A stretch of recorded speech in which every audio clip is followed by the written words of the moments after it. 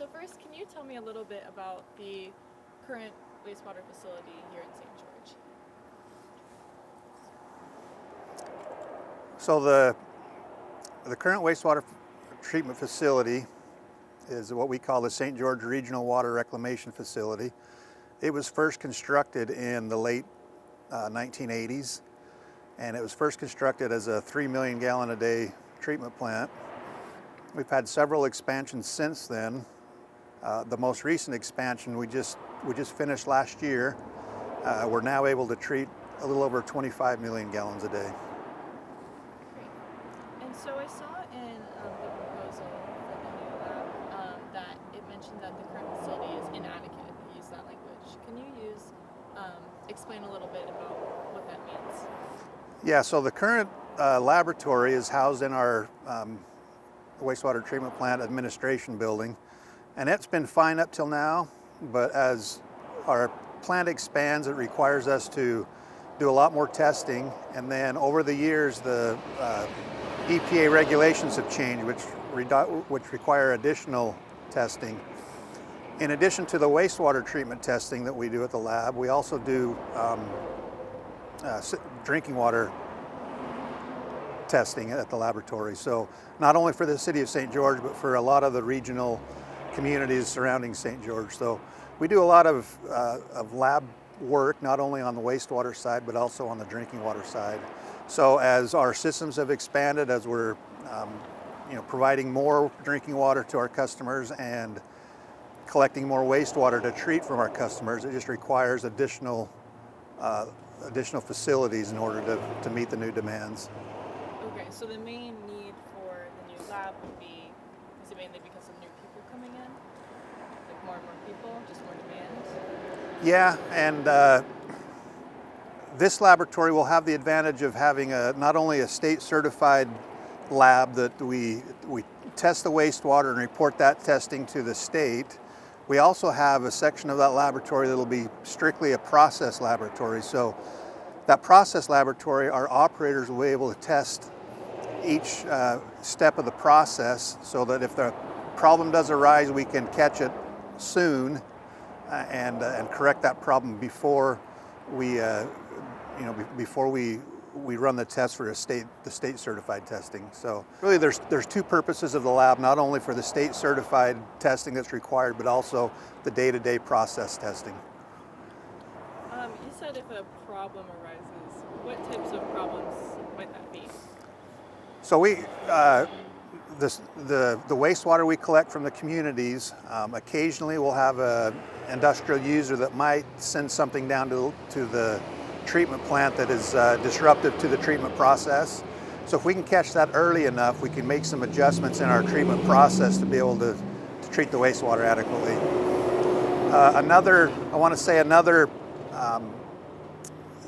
This laboratory will have not only our state certified laboratory and our process laboratory, also about half of this building will be dedicated to our pre-treatment process. So we have a pre-treatment team that monitors those industrial users throughout the community to make sure that nothing gets sent to the treatment plant that shouldn't be sent there. So part of this building will house them.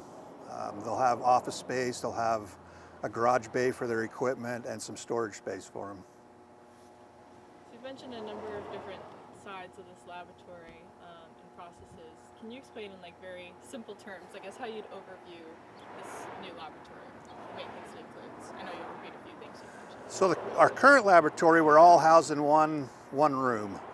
This new laboratory will have separate rooms for biological oxygen demand testing. It'll have a certain room for our heavy metals testing, which in the past we have had to send our heavy metals testing out to a third-party laboratory. We'll be able to do that in-house now.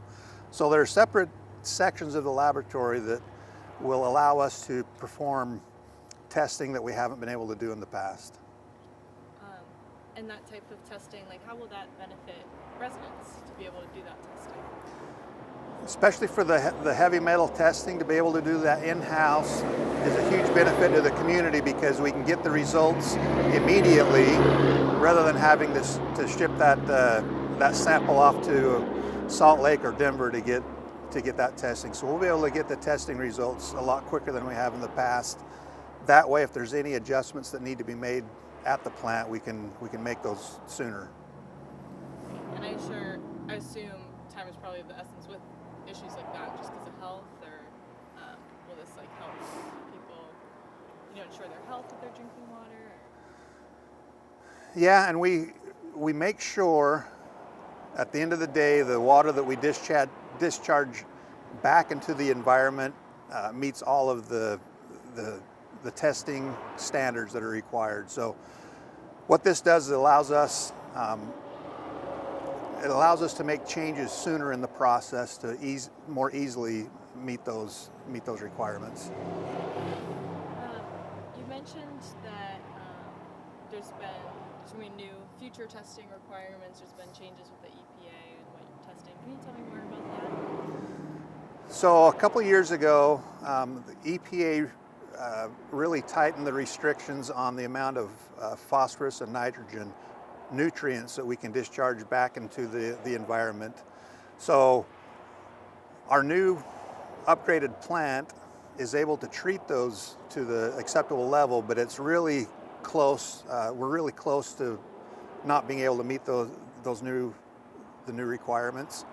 So with this laboratory and the ability to test the process as we go, we can make adjustments sooner that'll make it more easy to meet those new requirements. So yeah, right now our biggest challenge are the tighter restrictions on phosphorus and nitrogen.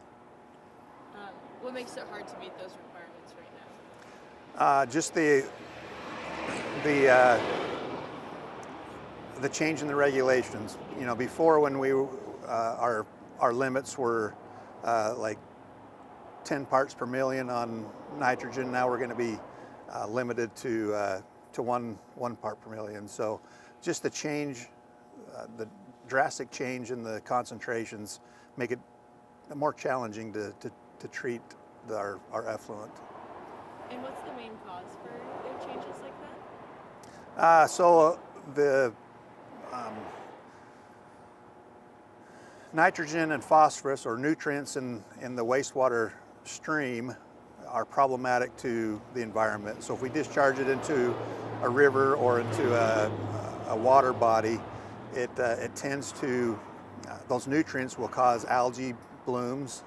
And so just across the country, that limit has been reduced in order to help the rivers and the water bodies. Will this expansion bring any new jobs, change employment? No, we anticipate with this new expansion we'll still have the same staffing that we did before. We'll just have more room to work, and again be able to do additional testing, but we can handle that with our current staffing. And then I saw, so it's over $4 million. It's going to be funded through user rates. So how will people's water bills change?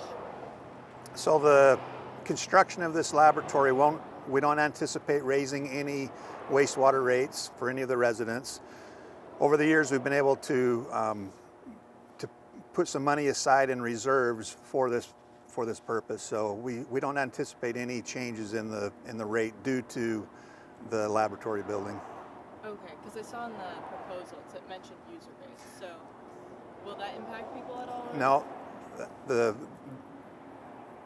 the money for the plant comes from user rates, but it's user rates that have been collected and will continue to be collected at the current rate. Okay, so it's been like reserved. It's nothing new. Okay.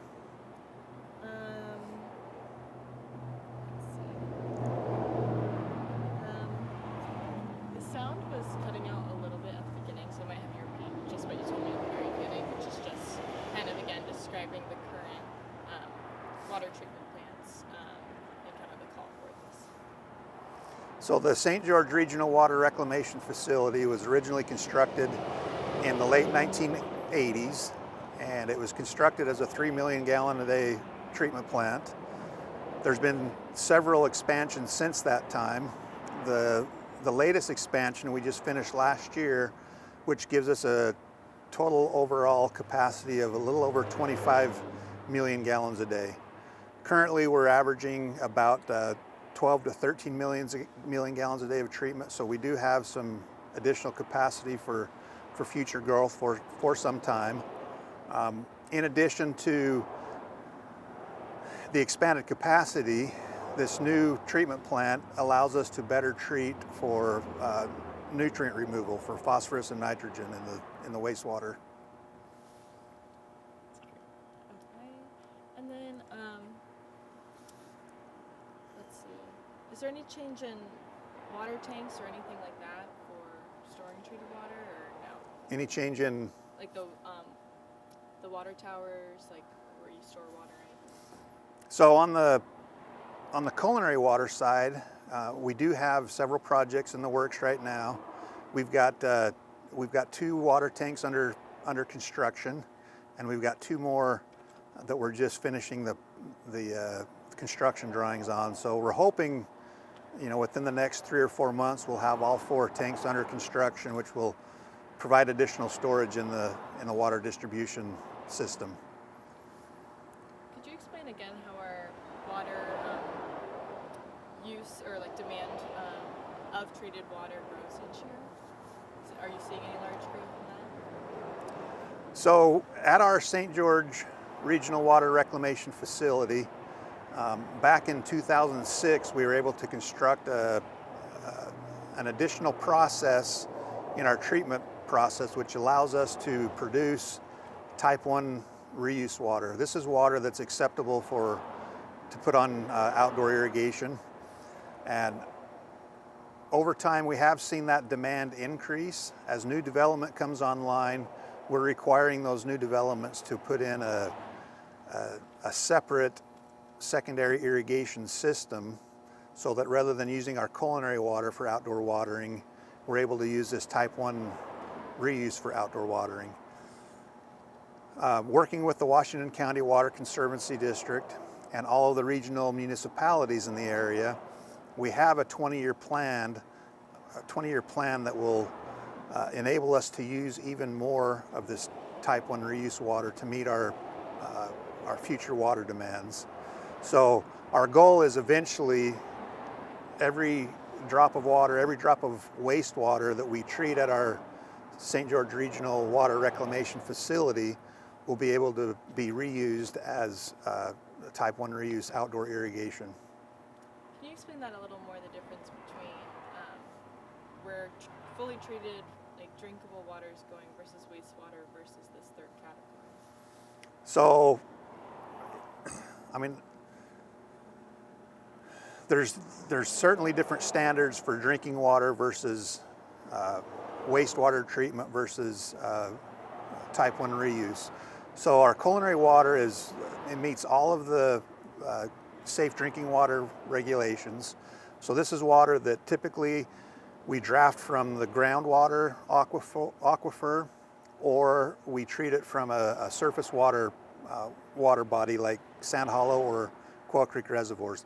That's water that's treated to drinking water standards, delivered to our customers for drinking water purposes. After that water gets used, it gets sent down the drain to the St. George Regional Water Reclamation Facility.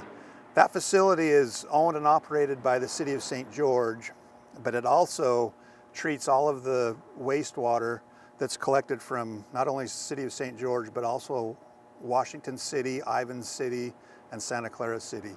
So all of that wastewater ends up at our treatment facility, where it can be treated and either discharged back into the environment, back into the Virgin River, or we can take it through an additional process to create type 1 reuse, which is acceptable for outdoor irrigation. And you mentioned there's numerous expansion projects. Just last year finished up one. Do you expect kind of constantly going to be continuing to expand and expand, or will this kind of hold us for a while, or kind of what can we expect in our growth? So our our wastewater treatment capacity right now is a little over 25 million gallons a day. We're treating them around 12 to 13. We do have some room for expansion, but we're already looking to the future and seeing at some point in the future we will need to expand again. That expansion will be it'll be a large expansion where we'll basically double the size of the treatment plant, but I don't anticipate that happening for several years. But in order for that expansion to happen, there's other pieces of the puzzle that need to be put in place before we can expand. So over the next, even though we will likely not expand for at least 10 years, there will be other projects that will need to happen in order to make room for the next expansion. So we anticipate at the Regional Water Reclamation Facility there will be projects, several projects over the next 10 years to prepare ourselves for the next expansion. What types of projects could those be? So one of the projects that will be required is we'll have to relocate the wastewater collections division, because that's where a new headworks building would be for the next expansion. So we'll have to move that division to a separate location to make room for a new headworks facility. And with these new projects coming, again, can people expect any changes in any of their water bills, or should it mainly just reallocating funds? So expansion projects are by and large paid for by new development. So when we do need to expand the current facility to accommodate new growth, that new growth will be paying for that expansion through their development impact fees. We don't anticipate the current residents having to pay through user rates, having to pay for additional expansions for growth. Now there are some components that we will need to collect user rates for, but those are replacement type projects.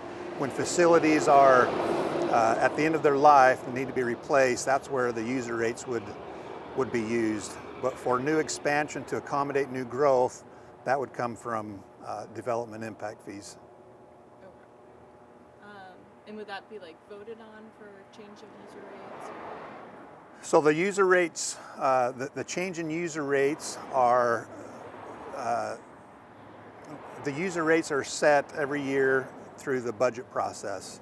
So we go through the budget process. There are several public comment periods where residents can ask questions and voice their opinion on the user rate. But ultimately, the user rates are established through the budget process.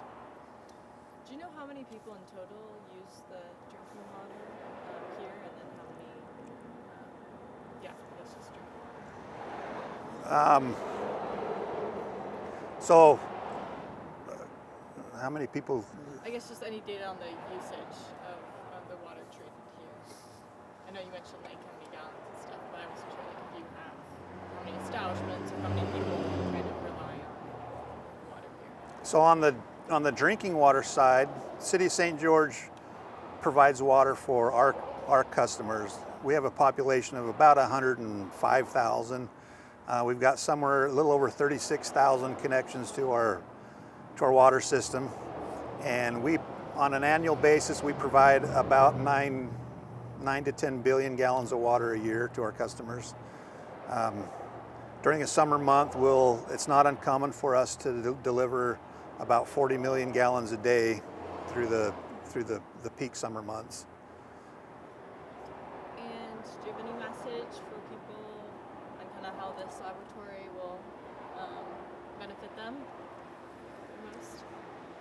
So the laboratory is essential. It's an essential part of our treatment process to be able to verify to the state that we do indeed meet our requirements to discharge back into the environment or to reuse that water for secondary irrigation purposes. So the laboratory is essential not only on the wastewater side, but again on the drinking water side. We run a lot of testing and we do a lot of testing on the wastewater side at this facility, not only for St. George, but for really every other community surrounding St. George and small water systems in the county. And do any of the funds come from those surrounding areas as well? Yeah, so all of the St. George Regional Water Reclamation Facilities, since we have, we treat not only water from St. George, but from surrounding communities, they all pay their share of those operation and maintenance costs. Anything else you want to say about, I guess, yeah, growth for the future, this laboratory?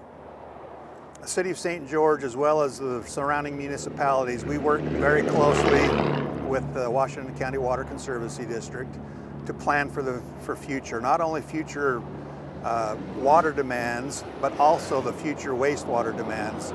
So we feel like the municipalities with the Conservancy District has a good 20-year plan. We're able to accommodate growth for the next 20 years based on the analysis that we've done. It does require aggressive conservation. It does require water reuse, but with those efforts, we feel like we can provide for at least the next 20 years. And then finally, what groups are mainly demanding the water reused or treated wastewater? Like, where is that going? Like golf courses or watering? Or? Yeah, so the type 1 reuse water is used for a lot of the city facilities like golf courses, parks, cemeteries, schools, large users, but also a lot of the new development that is, residential homes that are being built are putting in a secondary irrigation system, and they're able to use that same type 1 reuse. So it's really all types of users are using it, and we anticipate and plan on the future that demand will increase as development increases.